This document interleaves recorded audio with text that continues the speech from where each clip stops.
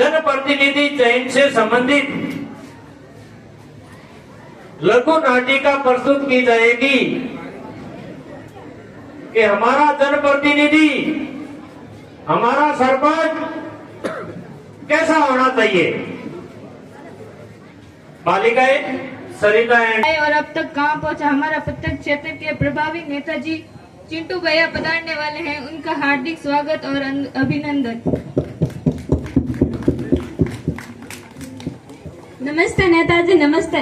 नमस्कार नमस्कार नमस्कार नमस्कार नमस्कार नमस्कार। संभल के नेताजी, संभल के।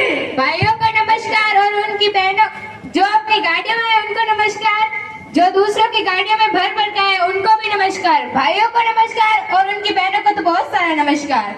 मैडम जी किधर है? मैडम जी, ये है हमारे असाइनमेंट। असाइनमेंट क्या होता है? असाइनमेंट नहीं नेताजी, असिस्टेंट। नेता मैं की तू तो चल पीछे।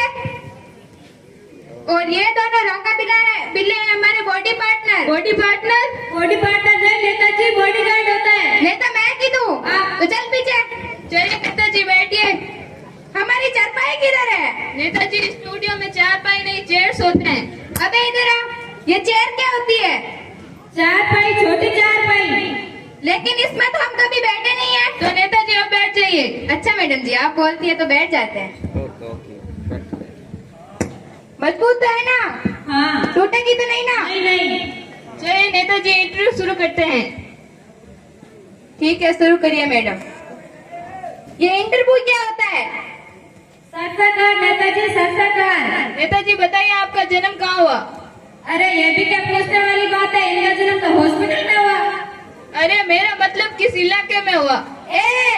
इलाका कुत्तों का होता है और हम शहर के घर में पैदा हुए हैं। अरे मेरा मतलब भारत के किस राज्य में हुआ? अबे 4 दिन के जूते क्या जानेंगे, राज्य क्या होता है। आप आगे शुरू करिए ना मैडम। ठीक है नेताजी, आप थोड़ी राजनीति की बात कर लेते हैं। बताइए आपकी गवर्नमेंट कैसी चल रही है? अबे इधर आ, ये गवर्नमेंट क्या होती है? सरकार नेताजी, सरकार।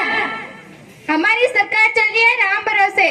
भगवान भरोसे तो सुना था, ये राम भरोसे क्या है? ये ना, ये हमारे राम भरोसे काम सारा ये करते हैं और अंगूठा छाप हम करते हैं। चलिए नेताजी थोड़ी डेमोक्रेसी की बातें कर लेते हैं। अबे इधर आ, ये डेमोक्रेसी क्या होता है? प्रजातंत्र। इस जनता के द्वारा हमारा ख्याल रखना ही डेमोक्रेसी कहलाता है। अबे चल माइक कपड़, टोपी लगाते हैं। अरे नेताजी संभल के। अबे सारा दोनों को गोली मार दूंगा, पीछे। नेताजी बताइए आपने जनता के लिए क्या किया? जनता के लिए हमने बहुत कुछ किया। जो मर गए थे उन्हें हॉस्पिटल पहुंचा दिया और जो खुदा की कृपा से बच गए थे उन्हें शमशान घाट पहुंचा दिया। जो मर गए थे उन्हें 2 रुपए का मुआवजा चंदा दिया और जो बच गए थे उन्हें 5 रुपए का चंदा देकर फ्री कर दिया। नेताजी आपने गांव के विकास के लिए और कुछ किया क्या? हमने गांव के विकास के लिए बहुत कुछ किया था। बताइए थोड़ा बहुत।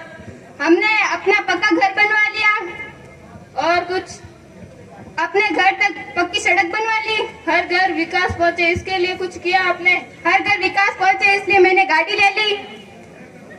गांव में शिक्षा का प्रचार हो इसलिए आपने क्या किया?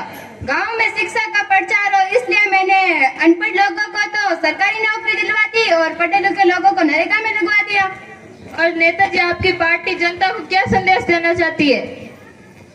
हमारी पार्टी जनता को यह संदेश देना चाहती है कि जो आने वाले चुनाव में भारी बहुमत से विजय बनाए और जो चाय से न माने उन्हें दारू पिलाए।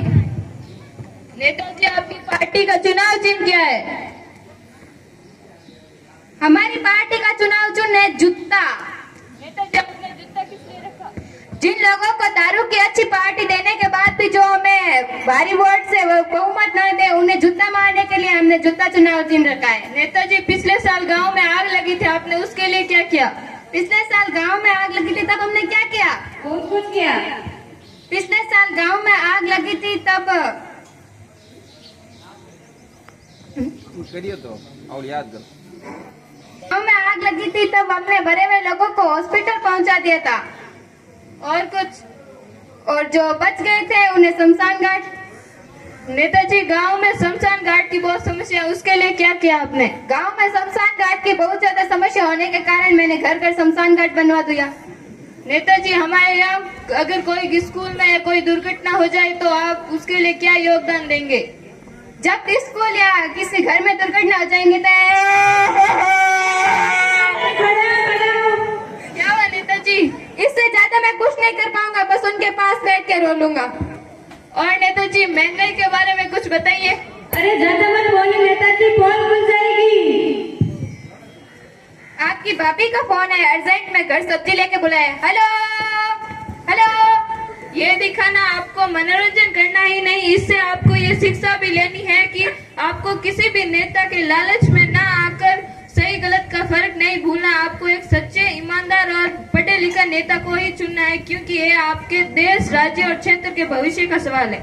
बहुत बहुत अच्छा, बच्चों के लिए क्लैप करो। इन्होंने के व्यक्ति का ही चयन करना चाहिए। मतदाता को जो पढ़ा लिखा है, समझदार है, उनका चयन करना चाहिए। अग्रिम प्रस्तुति के लिए